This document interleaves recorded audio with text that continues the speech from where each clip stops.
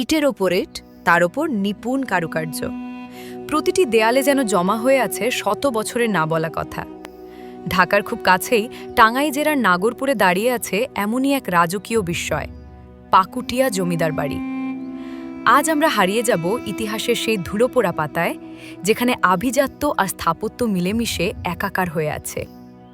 19 শতকের শুরুর দিকে রামকৃষ্ণ সাহা মণ্ডল এবং রাধা গোবিন্দ সাহা মণ্ডল, এই দুই ভাই এই বিশাল সাম্রাজ্যের ভিত্তি স্থাপন করেন। প্রায় 15 একর জমির ওপর নির্মিত এই প্রাসাদটি কেবল একটি ঘর নয়, বরং ছিল সে সময়ের শিল্প ও সংস্কৃতির কেন্দ্রবিন্দু। তিনটি বিশাল প্রধান ভবন নিয়ে গঠিত এই কমপ্লেক্সটি ছিল জমিদার পরিবারের 3 ভাইয়ের বসবাসের স্থান।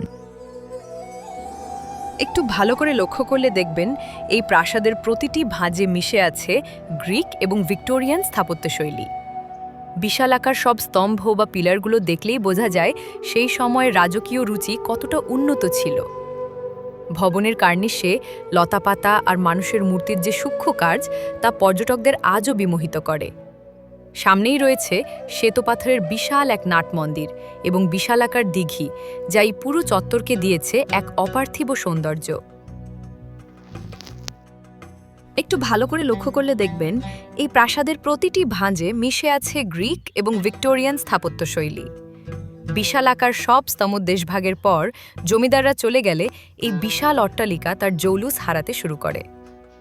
লোনাধরা দেয়াল আর বটবৃক্ষের শিকড় এখন এই প্রাসাদের নতুন দখলদার।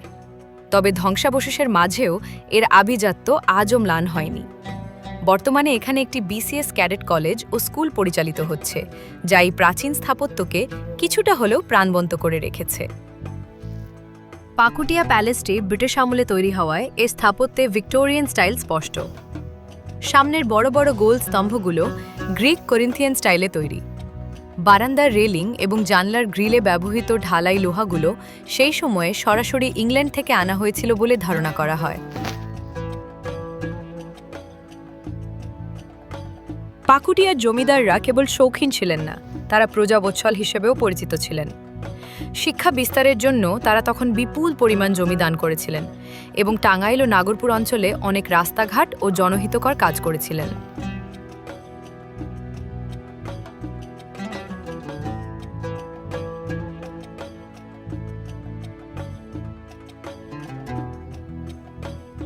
ইতিহাসের সাক্ষী হয়ে দাঁড়িয়ে থাকা এই পাকুটিয়া রয়্যাল প্যালেস আমাদের মনে করিয়ে দেয়, সময় বয়ে যায়, মানুষ চলে যায়, কিন্তু তাদের কীর্তিগুলো অমর হয়ে থেকে যায়। আপনি যদি ইতিহাসের ঘ্রাণ নিতে ভালোবাসেন, তবে একবার হলেও ঘুরে আসতে পারেন টাঙ্গাইলের এই রাজকীয় আঙিনা থেকে।